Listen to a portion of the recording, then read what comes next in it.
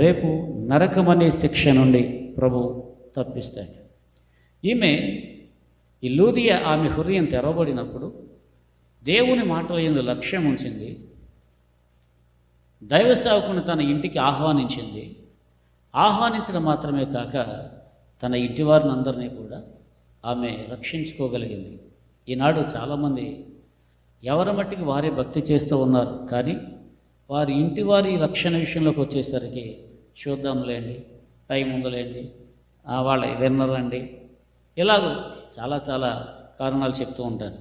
ఎప్పుడైతే మన హృదయంలో యేసయ్యకి చోటిచ్చామో, ఆయన తట్టుచున్నప్పుడు మన హృదయం అనే తలుపులు తెరిచి ఈ లూదియాను సువార్త ప్రకటన తట్టుచూ ఉన్నప్పుడు ఆమె తన హృదయం తెరవబడి క్రీస్తుని అంగీకరించింది. అలాగే ఈనాడు సువార్త ప్రకటన ద్వారా మన హృదయం తెరవబడాలి.